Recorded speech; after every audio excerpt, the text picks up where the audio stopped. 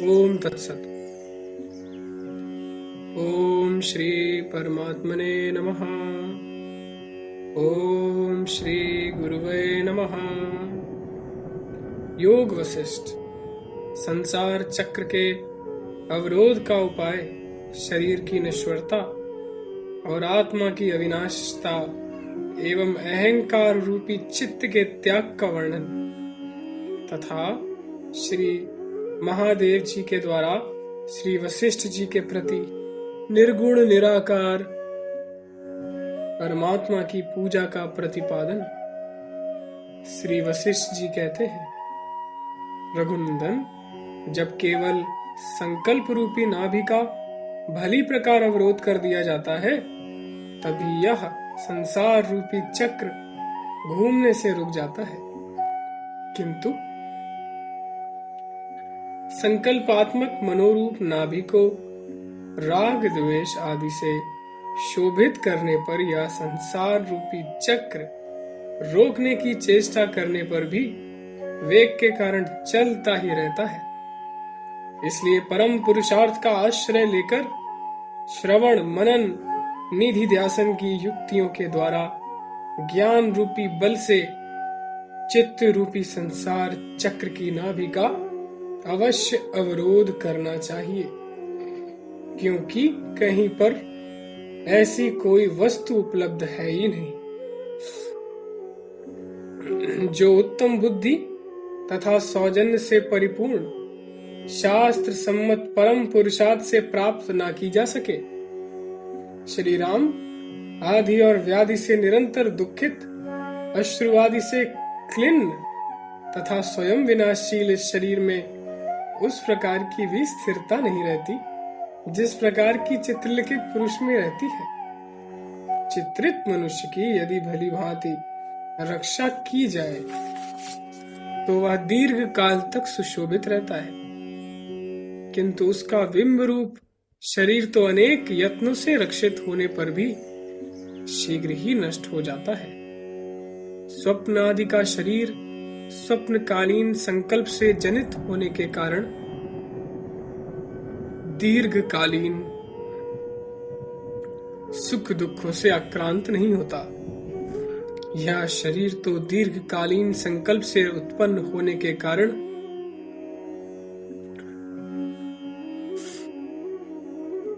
दीर्घ काल के दुखों से आक्रांत रहता है। संकल्प में यह शरीर स्वयं भी नहीं है और न आत्मा के साथ इसका संबंध ही है। अतः इस शरीर के लिए यह अज्ञानी जीव निरर्थक क्लेश का भाजन क्यों बनता है, अर्थात इसमें एकमात्र अज्ञान ही हेतु है। जिस प्रकार चित्र लिखित पुरुष का क्षय या विनाश हो जाने पर बिंब रूप देह की हानि नहीं होती, उसी प्रकार संकल्प जनित पुरुष का क्षय या विनाश हो जाने पर आत्मा की कुछ भी हानि नहीं होती। जिस प्रकार मनोराज्य में उत्पन्न शरीर आदि पदार्थों का क्षय या विनाश हो जाने पर आत्मा की कुछ भी हानि नहीं होती, जिस प्रकार स्वप्न में उत्पन्न पदार्थों का क्षय विनाश हो जाने पर आत्मा की हानि नहीं होती, अथवा जिस प्रकार मृत तृष्णा की नदी के जल का क्षय विनाश हो जाने पर वास्तविक जल की कुछ भी हानि नहीं होती, उसी प्रकार एकमात्र संकल्प से उत्पन्न स्वभावतः विनाशशील इस शरीर रूपी यंत्र का क्षय विनाश हो जाने पर आत्मा की कुछ भी हानि नहीं होती। अतः शरीर के लिए शोक करना निरर्थक है।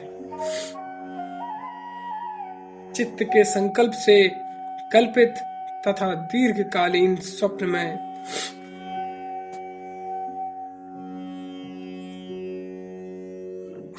इस देह के अलंकारों से भूषित या आदि व्याधि से दूषित हो जाने पर चेतन आत्मा की कुछ भी हानि नहीं है। श्री राम, देह का विनाश होने पर चेतन आत्मा विनष्ट नहीं होता। अज्ञान रूपी चक्र के ऊपर स्थित हुआ जीवात्मा जिस देह के जन्म मरण रूपी चक्र को देखता रहता है, वह उत्तरोत्तर अधिक भ्रांति को देने वाला स्वयं भ्रांति रूप पतनोन्मुख स्वरूप से ग्रस्त भली प्रकार अनर्थ गर्तों में गिराया गया हत एवं हन्यमान ही देख पड़ता है। इसलिए मनुष्य को उत्तम धैर्य का भली प्रकार आश्रय लेकर इस अनादि दृढ़ीभूत भ्रम का परित्याग कर देना चाहिए। मिथ्या ज्ञान के द्वारा एकमात्र संकल्प से उत्पन्न हुआ यह शरीर सत्य सा होने पर भी वास्तव में असत्य ही है, क्योंकि जो वस्तु अज्ञान से उत्पन्न हुई है वह किसी समय भी सत्य नहीं हो सकती। श्री राम, जड़ पदार्थ के द्वारा जो कुछ किया जाता है वह किया हुआ नहीं माना जाता, इसलिए यह देह कार्य करता हुआ भी कहीं कुछ भी नहीं करता। जड़ देह तो इच्छा से रहित है और इस निर्विकार आत्मा में इच्छा रहती नहीं, इसलिए कोई करता है ही नहीं। आत्मा शरीर का दृष्टा मात्र है। अपने शरीर रूपी घर से चित्त रूपी वेताल को हटा देने पर इस संसार रूपी शून्य नगर में पुरुष कभी भी नहीं डरता। विशद बुद्धि से अहंकार की दास्ता छोड़कर और अहंकार को सर्वथा भूलकर शीघ्रातिशीघ्र अपनी आत्मा का ही अवलंबन करना चाहिए। अहंकार से युक्त बुद्धि से जो क्रिया की जाती है विषवल्ली के सदृश उसका फल मरण रूप ही होता है। विवेक एवं धैर्य से रहित जिस मूर्ख ने अपने अहंकार रूपी महोत्सव का अवलंबन किया उसे तुम तत्काल विनष्ट हुआ ही समझो। राघव, जिन बेचारों को अहंकार रूपी पिशाच ने अपने अधीन बना लिया वे सब नरक रूपी अग्नियों के ईंधन ही बन गए, अर्थात वे नरक की ज्वाला से जलते रहते हैं। पाप शून्य राघव, हाँ मैं मर गया हूँ, मैं जल गया हूँ इत्यादि जो दुख वृत्तियां हैं वे अहंकार रूपी पिशाच की शक्तियां हैं, दूसरे की नहीं। जिस प्रकार सर्वत्र व्यापक आकाश यहाँ किसी से लिप्त नहीं होता, उसी प्रकार सर्वत्र व्यापक आत्मा भी अहंकार से लिप्त नहीं होती। श्री राम, प्राण वायु से युक्त यह चंचल देह रूपी यंत्र जो कुछ करता एवं जो कुछ लेता है वह सब अहंकार की ही चेष्टा है। श्री राम, जड़ चित्त का जो आत्मा से सर्वथा पृथक है चेतन आत्मा के साथ कभी संबंध हो ही नहीं सकता। चित्त ही आत्मा है, यो अज्ञान से ही प्रतीत होता है। यह जो आत्मा है वह ज्ञान स्वरूप चैतन्य रूप अविनाशी सर्वत्र विद्यमान और व्यापक है, जबकि अहंकार रूप चित्त तो मूर्ख और हृदयवर्ती सबसे बड़ा ज्ञान है। जिस पुरुष का चित्त रूपी वेताल शांत हो चुका है ऐसे पुरुष का गुरु, शास्त्र, धन और बंधु उसी प्रकार उद्धार करने में समर्थ है जिस प्रकार अल्प कीचड़ में फंसे हुए पशु का मनुष्य उद्धार करने में समर्थ हो। इस जगत रूपी महान अरण्य में अपने द्वारा ही स्वयं दृढ़ता से धैर्य धारण कर अपना उद्धार कर लेना चाहिए। श्री राम, मनुष्य को उचित है कि विषय रूपी सर्पों का बहिष्कार कर दे।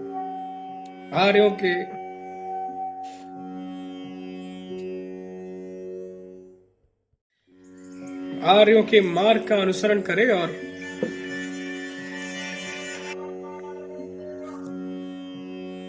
दृढ़ता पूर्वक धैर्य से धारण कर अपना उद्धार कर लेना चाहिए। श्री राम, मनुष्य को उचित है कि विषय रूपी सर्पों का बहिष्कार कर दे, आर्यों के मार्ग का अनुसरण करे और महावाक्यों के अर्थ का भली प्रकार विचार करके अपने अद्वितीय आत्मा का ही आश्रय ले। मनुष्य को अपवित्र, तुच्छ, भाग्य रहित तथा दुष्ट आकृति वाले इस शरीर के आराम के लिए विषय भोग में कभी नहीं फंसना चाहिए, क्योंकि उसमें फंसे हुए पुरुषों को चिंता रूप क्रूर राक्षसी खा डालती है, जैसे पत्थर का पत्थरपन अथवा जैसे घट का घटपना सामान्य सत्ता स्वरूप परमात्मा से अभिन्न ही है, वैसे ही समष्टि व्यष्टि मन आदि भी परमात्मा से अभिन्न ही है। श्री राम, इस विषय में आगे कहीं जाने वाली महान अज्ञान की नाशक मानस शिव पूजा रूप या दूसरी बात तुम श्रवण करो, जो चंद्रमौली भगवान शंकर ने कैलाश पर्वत की कंदरा में जन्म मरण रूप दुख की शांति के लिए मेरे समक्ष कही थी। कैलाश नामक एक पर्वतों का राजा है। वह अपनी ऊंचाई से स्वर्ग लोक को भी पार कर गया है और वह उमापति भगवान श्री शंकर का निवास स्थान है। वहां पर स्वयं प्रकाशमान भगवान महादेव जी रहते हैं। पहले किसी समय उसी पर्वत पर उन देवाधिदेव की पूजा करता हुआ मैं गंगा जी के किनारे आश्रम बनाकर रहता था। तब के लिए वहां पर मैंने दीर्घ काल तक तपस्वियों के आचरण का अनुसरण किया। वहां पर मेरे चारों ओर सिद्धों के समूह रहते थे। मैं उनसे विचार विनिमय करके शास्त्रीय दुरूह तत्वों का अनुशीलन करता था। मैंने फूल चुनने के लिए एक डलिया रख छोड़ी थी और अनेक शास्त्रीय पुस्तकें भी जुटा रखी थी। श्री राम, उस तरह के गुणों से संपन्न कैलाश वन के कुंजों में तपश्चर्या करते हुए मेरा बहुत समय व्यतीत हो गया।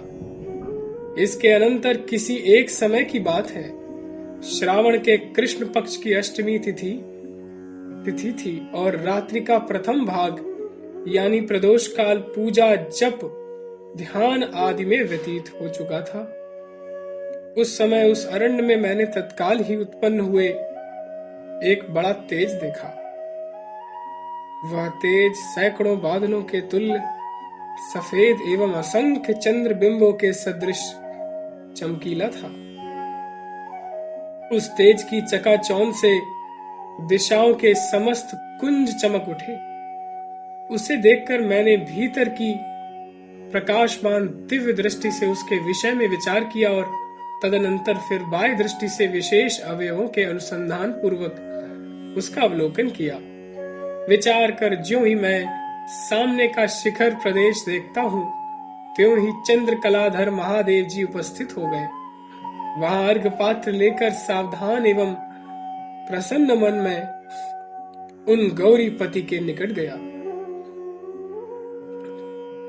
तदनंतर चंद्र ज्योत्सना के समान कोमल, शीतल तथा समस्त संतापों का अपहरण करने वाली उस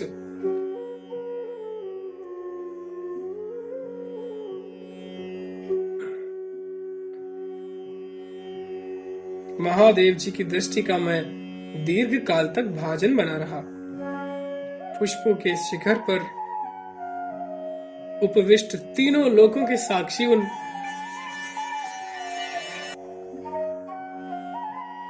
मैंने समीप जाकर अर्घ पुष्प तथा पाद्य समर्पण किया। उनके सामने मैंने अनेक मंदार पुष्पों की अंजलियां बिखेर दी और नाना विध नमस्कार एवं स्तोत्रों से शिव जी का अभिर्चन किया। तदनंतर मैंने शिव जी की पूजा के सदृश ही पूजा से सखियों से युक्त तथा गणमंडल से परिवेष्टित भगवती गौरी का उत्तम रीति से पूजन किया। पूजा की समाप्ति होने पर उनकी आज्ञा से पुष्पमय शिखर पर बैठे हुए मुझसे अर्धचंद्र की कला धारण करने वाले भगवान उमापति परिपूर्ण हिमांशु की किरण के सदृश शीतल वाणी से कहने लगे। भगवान उमापति ने कहा, ब्रह्मन, शांति से युक्त परमात्मा में विश्राम लेने वाली तथा कल्याण करने वाली तुम्हारी विचित्र वृत्तियां अपने स्वरूप में अवस्थित तो हैं। तुम्हारा कल्याणकारी तप निर्विघ्न रूप से बराबर चल रहा है ना। तुमने प्राप्तव्य वस्तु प्राप्त कर ली है ना। और सांसारिक भय शांत हो रहे हैं ना? श्री वशिष्ठ जी कहते हैं, रघुनंदन, समस्त लोकों के एकमात्र हेतु देवाधिदेव महादेव जी के उस प्रकार कहने के अनंतर विनय युक्त वाणी से मैंने उनसे निवेदन किया, महेश्वर देवाधिदेव त्रिलोचन आपकी निरंतर स्मृति से प्राप्त हुए उत्तम कल्याण से संपन्न पुरुषों के लिए इस संसार में कोई भी वस्तु दुर्लभ नहीं और न किसी तरह के भय ही है। आपके निरंतर स्मरण से जनित आनंद के कारण जिनका चित्त चारों ओर से मुग्ध हो गया है, ऐसे पुरुषों को इस जगत कोश में सभी प्राणी प्रणाम करते हैं। एकमात्र आपके अनुस्मरण से निरंतर जिनका मन लगा रहता है, ऐसे पुरुष जहां स्थित रहते हैं, वे ही देश, वे ही जनपद, वे ही दिशाएं और वे ही पर्वत प्रशस्ततम है।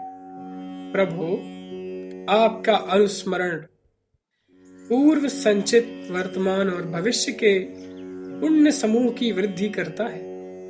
आपका अनुस्मरण ज्ञान रूपी अमृत का एकमात्र आधारभूत कलश है, धृति रूपी ज्योतिष्ना के लिए चंद्रमा है और मोक्ष रूपी नगर का द्वार है। समस्त भूतों के अधिपति आपके निरंतर चिंतन रूपी उदार चिंतामणि से शोभित मैंने समस्त वर्तमान और भविष्यकालीन आपत्तियों को पैर से ठुकरा दिया। श्री राम, सुप्रसन्न उन भगवान शंकर जी से यो कहकर फिर नतमस्तक ही हो मैंने जो कुछ कहा उसे तुम सुनो।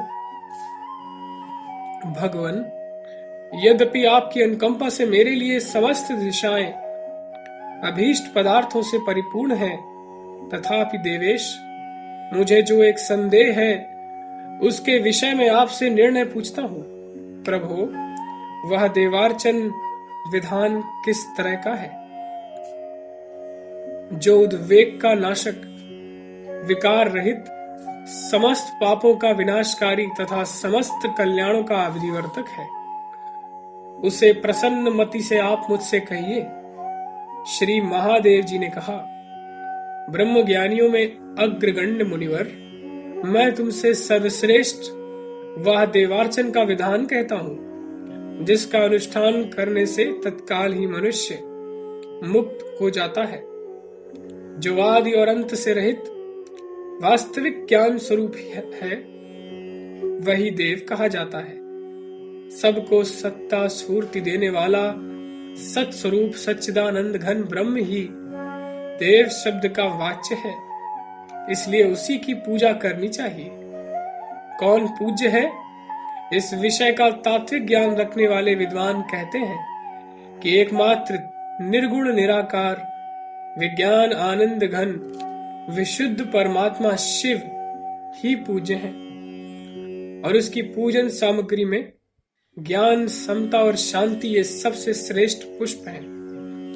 महर्षि, ज्ञान स्वरूप परमात्मा देव की ज्ञान, समता और शांति रूप पुष्पों से जो पूजा की जाती है, उसी को आप वास्तविक देवार्चन जानिए। परमात्मा ही विज्ञान स्वरूप देव, भगवान शिव और परम कारण स्वरूप है। अतः ज्ञान रूप पूजन सामग्री से उसी की सदा सर्वदा पूजा करनी चाहिए। वशिष्ठ जी, आप जीवात्मा को चिन्मय आकाश स्वरूप अविनाशी अकृत्रिम सच्चिदानंद परमात्म स्वरूप ही जानिए। एकमात्र वह परमात्मा ही पूज्य है, उसके सिवा दूसरा कोई पूज्य नहीं। अतः उस विज्ञान आनंद घन परमात्मा की ही पूजा है। महर्षि, जो परमार्थता सबसे श्रेष्ठ है, जो आपका तत्पदार्थ का मेरा तथा समस्त जगत का स्वरूप भूत है, एवं जो स्वयं परिपूर्ण स्वरूप है, ज्ञान रूप सामग्री से पूजा करने योग्य उस देव का मैंने आपसे वर्णन कर दिया। सभी वस्तुओं का, समस्त जगत का दूसरे का, आपका और मेरा सर्वव्यापी चिन्मय परमात्मा ही पारमार्थिक स्वरूप है, दूसरा नहीं। ओम तत्सत, ओम तत्सत, ओम तत्सत।